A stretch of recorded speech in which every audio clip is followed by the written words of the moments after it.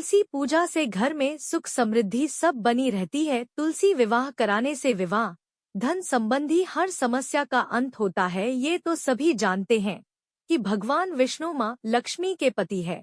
लेकिन फिर ऐसा क्या हुआ कि श्रीहरि विष्णु को तुलसी से विवाह करना पड़ा?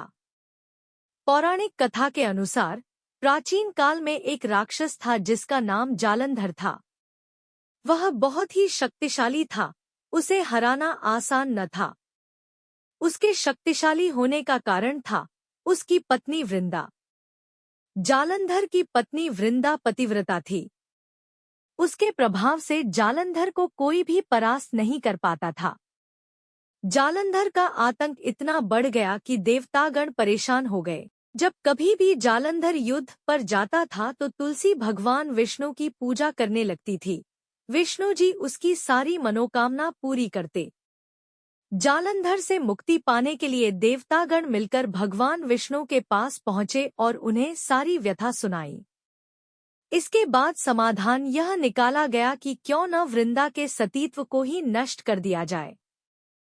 पत्नी वृंदा की पतिव्रता धर्म को तोड़ने के लिए भगवान विष्णु ने जालंधर का रूप धारण कर वृंदा को स्पर्श कर दिया, जिसके कारण वृंदा का पतिव्रत धर्म नष्ट हुआ और जालंधर की शक्ति क्षीण हो गई और युद्ध में शिव जी ने उसका सिर धड़ से अलग कर दिया। वृंदा विष्णु जी की परम भक्त थी। जब उसे ये पता चला कि स्वयं विष्णु जी ने उसके साथ छल किया है तो उसे गहरा आघात पहुंचा और वह अत्यंत वियोग में डूब गई। और इसी दुख के साथ वृंदा ने श्री हरि विष्णु को श्राप दिया कि वे तुरंत पत्थर के बन जाएं।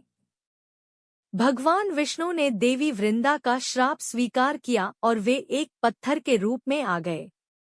यह देखकर माता लक्ष्मी ने वृंदा से प्रार्थना की कि वह भगवान विष्णु को श्राप से मुक्त करें। वृंदा ने भगवान विष्णु को तो श्राप मुक्त कर दिया, लेकिन उसने खुद आत्मदाह कर लिया।